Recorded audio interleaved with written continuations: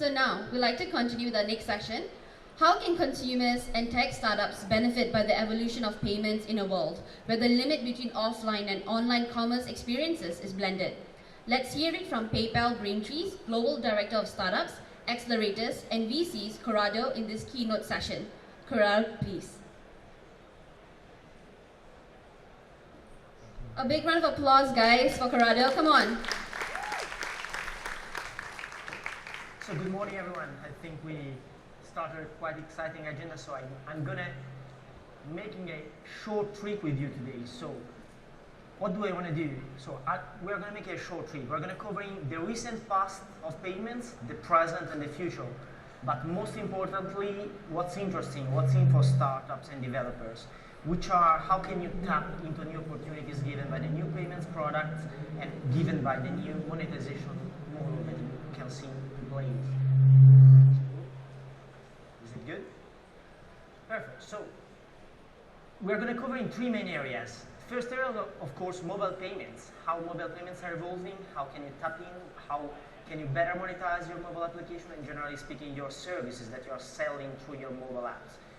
Then we are going to cover in web, of course, so how web is evolving, and last but not least, offline. So how the interaction between mobile and offline is generating new opportunities and new potential monetization opportunities for startups and developers. So covering the recent past, covering the present, but looking at what startups and developers can tap, how they can tap into this area, how they can adopt payments platform in order to better monetize your apps and better monetize your services.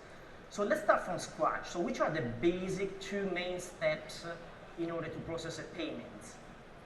First of all, of course, identify. You need to identify the person that you have in front of you, being sure that the person who's trying to pay is the person who's saying to be. So basically, trying to find the best way to identify the person in front of you, in front of your services. And the next but not less relevant step is, of course, the payment experience. So whatever kind of core payments company needs to provide you, security needs to provide you, fraud detection needs to be regulated in multiple countries. All these areas are core pillars of a payments company.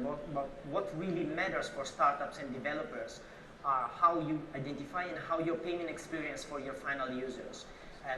How is this payment experience? Is it frictionless? Is it increasing your traction? Is not, let's say, reducing the adoption of your services or the buy-in of your products?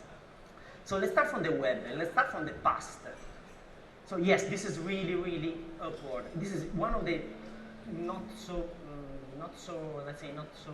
recent kind of way to process a payment. So on the web, the consumers used to be in front of this kind of forms with multiple fields, many information to be provided in order to process a payment, choose the different payment option between credit cards, between prepaid, between PayPal, of course, and other mail payments as well is one of the options here. So this is not so old in the time. So I mean, this is something that we used to see a few years ago, till a few years ago. But how this has evolved? So if you look at something more recent kind of integration, as an example, this is the VA payments, let's say payments experience. We can see that we are pretty much asking the same kind of information, but in a completely different way. So type of the payments card, the payment card number. Otherwise, you can choose PayPal on the top. You can choose different payment option. We can see a clear evolution in the web technology in this area. But if you look at the identification side, we see that pretty much we are asking the same kind of information in order to identify the person. Let's look at another kind of very interesting integration. So the Apple iTunes integration, we can see credit card information that are asked in order to process the payments, as well as the possibility to pay with PayPal in this case as well. Same kind of thing, so we have a limited number of fields that is asked on the web. We are talking about web application, we are talking about web integrations, limited number of fields, much better web UX in order to, let's say, create a better kind of experience for your final users. So if we wrap up on the web, so we have similar identification system. We asked in the past few information regarding credit cards or information regarding the login and password in order to identify the users. And then we have pretty much the same today. So, but what has changed significantly is the payment user experience. And this has evolved together with the web tech evolution. So the web technologies has evolved in a way that is allowing people to interact better with web applications, to have better experience in a phase of the buying experience that is the last one.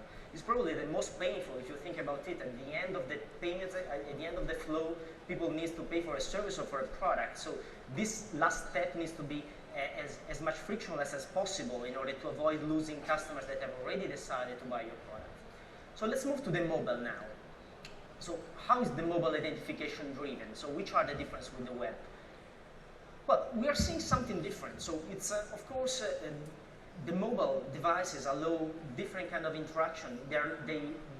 Let's say they underline different kind of experience when it comes to buy services or goods. So we are seeing experiences like login once authentication. So you can log in your mobile app, you can remain logged in if you agree, if the users agree, so that you can directly, let's say, decrease the first step, to reduce the step in order to process the payments. We are seeing other kind of technologies that are pretty much now, let's say, mainstream in the most advanced smartphones. So of course, fingerprint recognition, so the possibility to even substitute, replace the login and password with your fingerprint in order to authenticate in your mobile app or in your specific mobile device. What else? In the future, as an example, so we could see maybe in the future that wearables that are now starting to take traction may help in identifying people. If I'm wearing my watch, my smartwatch, but well, if I'm always pairing this with my phone, it's on me, it's close to me, it could be another device that is being used and can be leveraged in order to increase the number of factors that are, let's say, saying that I am the person that I'm saying to be in order to process a payment. So we have, if we move from the authentication to the how the payments experience is driven across the mobile, we can see evolutions in this area too. As an example, we provide a product that is called one-touch payments. This is nothing else than the possibility to remain logged in within your mobile apps, or to inherit this login across multiple mobile apps in your devices, and at the same time allow your users to directly process the payments with just one click. So basically, they don't need anymore to log in multiple times in multiple apps, but they need to log in once, and they can process the payments with just a pretty straightforward kind of flow. What else? We have different areas. As an example, different kind of needs. If you need to send money to your friends, it's different than if you're buying a services or a product. So in peer-to-peer payments, we need to be even more straightforward. We need to, let's say, reduce as much as possible the friction between my intention to send some money to a friend and actually the action to send this money.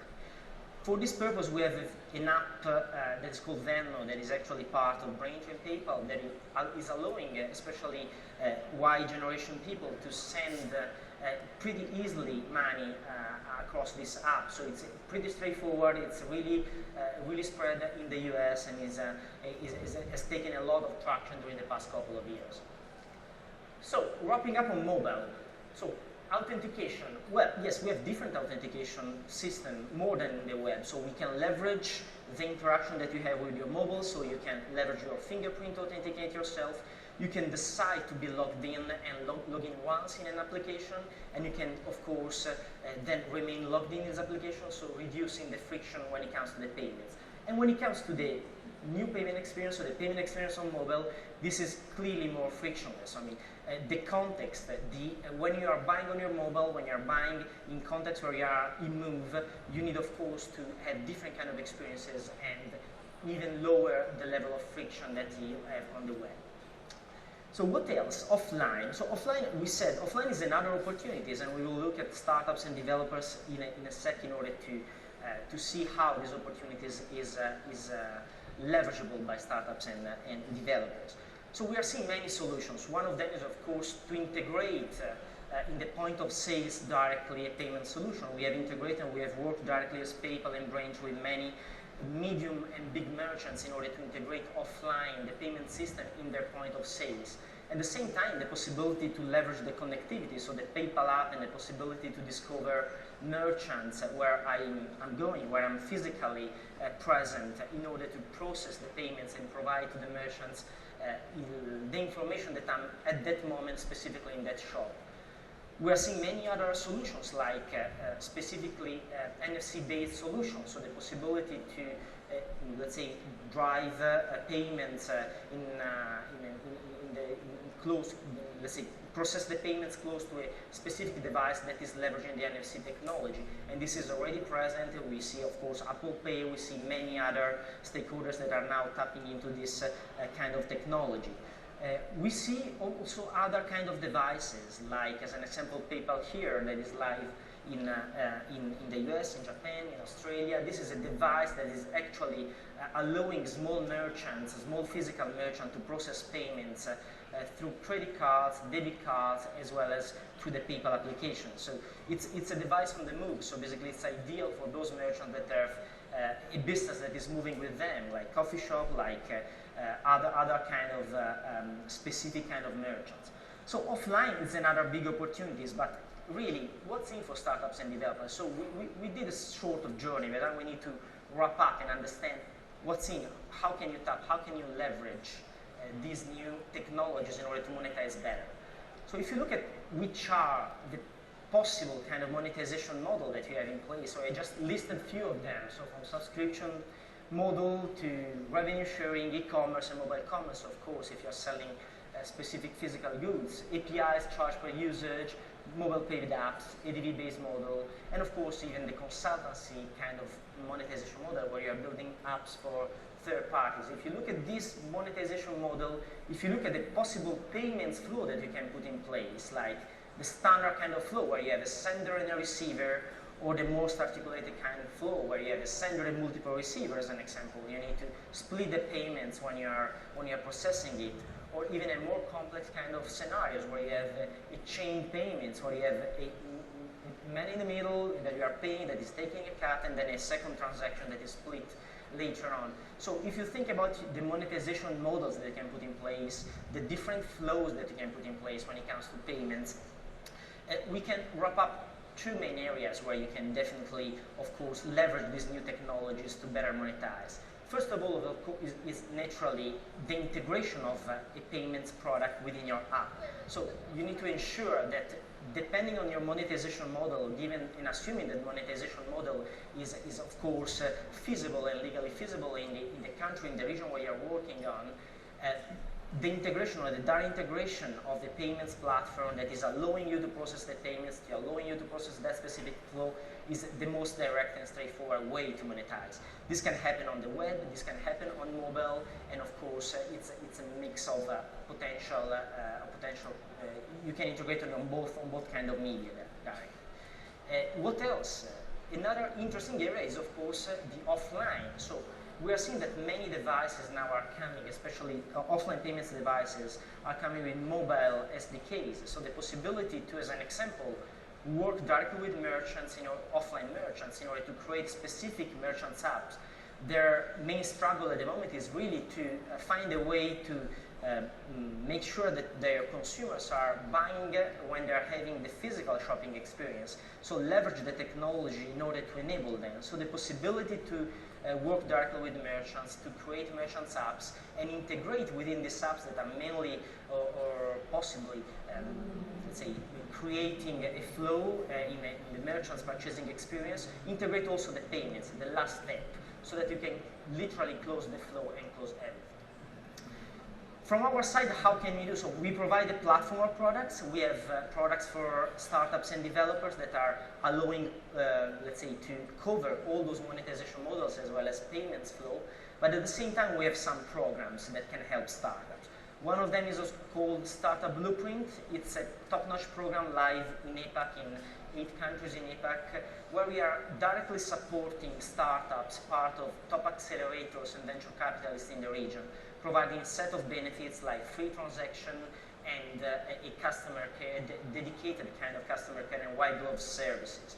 We have also globally other initiatives like Start Tank that is actually live in London and Chennai. It's an innovation space where we host up to 6 months startups that we select every 6 months without taking any equity and simply providing support, services, business opportunity, visibility. This program is live actually in London and in Chennai. So wrapping up, regardless of which is your focus, if you're focusing your apps on web, on mobile, on offline, or if you're directly merging experiences across these different areas, what you need is really a wallet in the cloud. You need a wallet that is storing securely information, that is allowing you to process payments, not only through PayPal, but as an example through credit cards or through different other solutions, other potential ways. And of course, PayPal can provide it, PayPal can support you directly with the PayPal products as well as with some Braintree products that are particularly interesting for startups. We're actually here, we have a booth in the main area, so if you're interested in deepening a bit more how you can monetize better your apps, your web solutions or your mobile solution, we are happy to talk with you during the next couple of days. Thank you very much, and enjoy the rest of the day. Thanks.